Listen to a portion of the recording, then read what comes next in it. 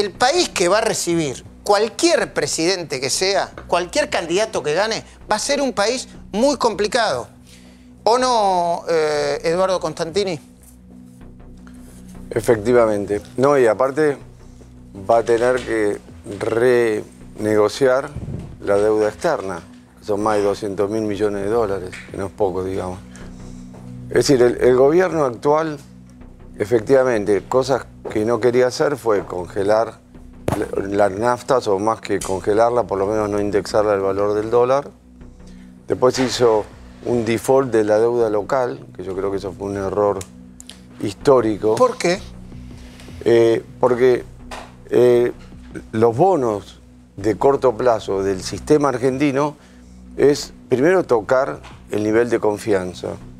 Y segundo... Perdón, ¿el nivel de confianza del Estado? No, claro, el nivel de confianza de los particulares en el Estado, en la solvencia del Estado. Yo creo que lo último que uno tiene que dejar de pagar son los vencimientos a 15, 20 días, 30 días, 90 días, ya sean en pesos o en dólares. En pesos no se entiende porque el Estado, el Banco Central, puede emitir. Entonces no tiene sentido herir el nivel de desconfianza, digamos, el nivel de confianza y no emitir. Preferible ser ortodoxo para asegurar la salud del sistema financiero, digamos, ¿no?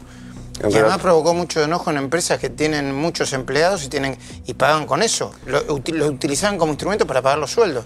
Claro, porque como son vencimientos de tan corto plazo, uno con eso paga sueldos. Obligaciones previsionales. Sí, le paga proveedores, compra mercaderías, etcétera, etcétera. Es como la sangre del sistema a corto plazo. Está dentro, están todos los argentinos, miles de ahorristas. La industria de fondos comunes de inversiones, son más de 10.000 millones de dólares, etcétera, etcétera. Es toda una situación que no conviene, ya que venimos como en esa crisis de confianza que dijimos, digamos. Entonces, ese es un problema. ¿Y con esto lo corrigió? Bueno, no sé si lo corrigió, pero con estas medidas, con este control de cambios. No, bueno, entonces después, o sea, deja de pagar, en lo que refiere al dólar, deja de pagar o reprograma las letes, digamos, ¿no? Donde un porcentaje importante está en manos de instituciones, no de personas físicas, y con eso le da alivio a la administración de reservas, porque el vencimiento era más de 10.000 millones de dólares, digamos, ¿no? Bueno, eso de ahí lleva al país ya a un default selectivo, o sea, ya hay calificadoras porque hemos defaulteado. O sea, reprogramar, no cumplir, es ¿no es cierto? Es default selectivo. Es un default selectivo. Entonces, ahora viene el default de la deuda externa, que son más de 200.000 millones de dólares que la Argentina no lo va a poder pagar, que es otra de las tareas que va a tener que hacer el nuevo presidente, que va a llevar meses. La gran pregunta es, ¿quién va a defaultear? ¿Va a defaultear Macri porque no llega o Alberto Fernández porque llega Macri? Bueno, bien? En realidad... Digo, Alberto Fernández, perdón, si gana las elecciones, ¿no? Claro, o sea, otro tratamiento al precio de las naftas, ¿no es cierto? Intervención en el mercado de cambio, default de la deuda local y ya el anuncio de la extensión de los plazos de la deuda externa. O sea, está mandando al Congreso el reperfilamiento. El reperfilamiento de default. Sí. Claramente, porque uno no puede hacer una refinanciación individual. Unilateral, claro. Claro. Entonces, hay gran parte del costo político que ya está asumiendo Macri involuntariamente este gobierno, digamos, ¿no? Bueno, dado ya todo este costo político, sería conveniente que Alberto Fernández disminuya la presión, porque me parece que ya hay un costo electoral suficiente y ya el resultado de las PASO, me parece que está casi asegurado el triunfo de Alberto Fernández. Sí, o sea, sería conveniente que disminuya la presión al actual gobierno. Por la salud de la Argentina, la Argentina, porque en definitiva estamos nosotros, ¿no? Está la economía, está el empleo, a nivel de actividad, y además por su propio...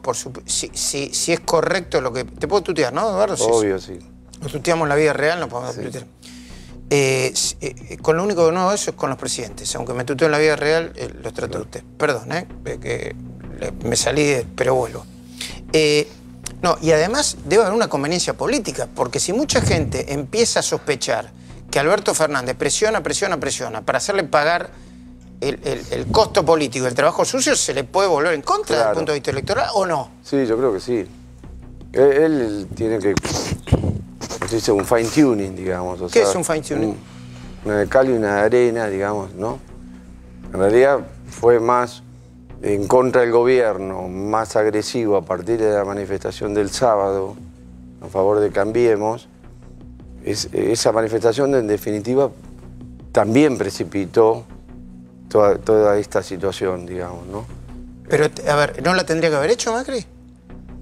No, creo que fue voluntaria. No, yo creo que no, pero ahora con el diario del lunes es fácil decirlo. Yo creo que... ¿Qué éxito puede tener esta medida, Eduardo? El primer día es el primer día, pero ¿tiene alguno...? No, bueno, digamos, la medida va a ser exitosa sí o sí, en el sentido que se va a parar la hemorragia. O sea, esto es como una hemorragia, que viene, como estoy diciendo, de principio del año pasado, ¿no es cierto? Entonces, esta hemorragia se para con la intervención del mercado de cambios. ¿No es cierto? ¿Usted lo hubiera hecho antes o vos lo hubieras hecho? No, sí, yo lo hubiera hecho antes. ¿Sí? Claro. ¿Por qué? Porque es preferible defender las reservas para pagar la deuda en dólares de corto plazo. Me estoy acordando que yo te llamé a vos, yo no sé, fui unos días a Moscú por el Mundial, que ahí había empezado, Tal vez el año pasado. Sí, y vos me hablaste de control de cambio. Yo dije, ¿estás seguro, Eduardo? ¿Vos hablando de control de cambio? O algo parecido, ¿no? Medidas vinculadas al control de cambio. Sí, ahora me estoy acordando.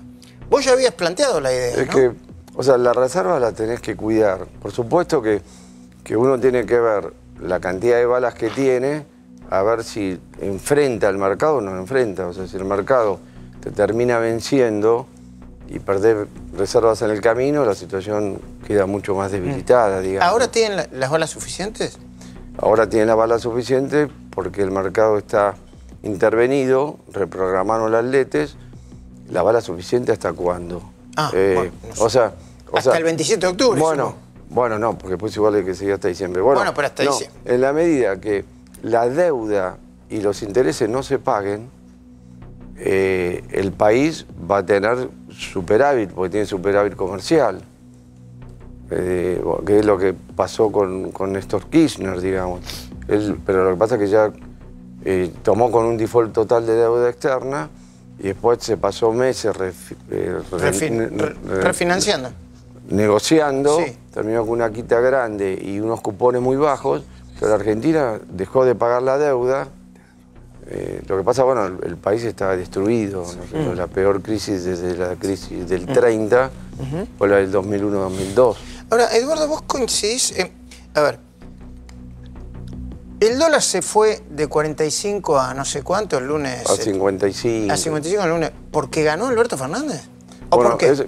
Eso ya ¿Cuál es la explicación lógica? Digo, porque es medio como que la gente elige y el mercado castiga a la gente. ¿Cómo se entiende eso?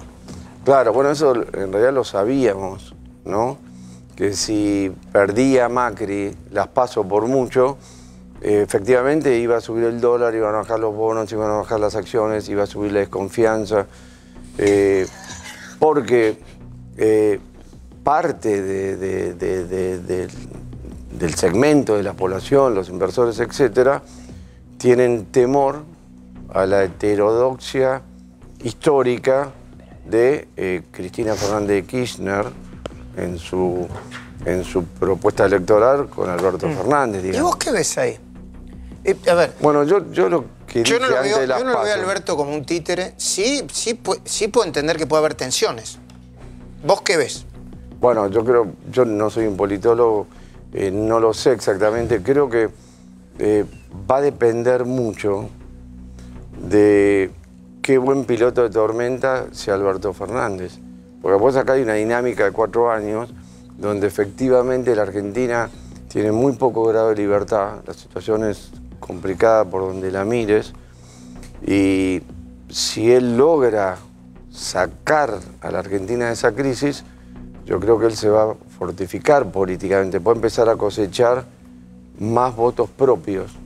Pero nuevamente, Néstor Kirchner, acordate que sacó 20 y pico % y tardó 2 años en despegarse de Duhalde, digamos, ¿no? Sí, pero Duhalde no le había hecho el trabajo sucio. Sí, Duhalde. Y ahora no hay un Duhalde. Más que Duhalde, el proceso anterior, con 7 presidentes, hiperinflación, etcétera, etcétera. Los tiempos se han acortado mucho. Y bueno, todavía tenemos que llegar a diciembre, ¿no? O sea, esto tiene una dinámica que no la conocemos. Y aparte, después del 27 de octubre, hay que ver qué actitud toma Alberto Fernández, en teoría ya siendo presidente. Si toma una actitud más agresiva para precipitar una limpieza o un costo político mayor para él actuar, ¿o no? ¿Él mismo? Él cuando asuma... A ver, una pregunta. Te voy a hacer una pregunta. Pero vos, yo supongo que vos estas cosas lo charlarás con los inversionistas. Si gana Alberto Fernández el 27 de octubre, ¿los mercados se vuelven a inquietar? Yo creo que depende de sus declaraciones, yo creo... ¿De sus declaraciones previas o...? No, una vez que sea elegido. A mí se me ocurre que Alberto Fernández va a ser más ortodoxo de lo que suponemos. ¿Por qué? Porque la Argentina tiene muy poco grado de libertad. Pero bueno, si ya está refinanciada la deuda, no está refinanciada, perdón, está decretado el deseo, ya hay un proyecto de ley de un default, entonces él va a actuar sobre ese default, no voy a decir va a pagar la deuda externa, de ninguna manera, digamos, ¿no? La Argentina va a entrar en default, entonces eso le va a dar más margen para financiero del manejo del dólar y las reservas para instrumentar una política económica, digamos, ¿no?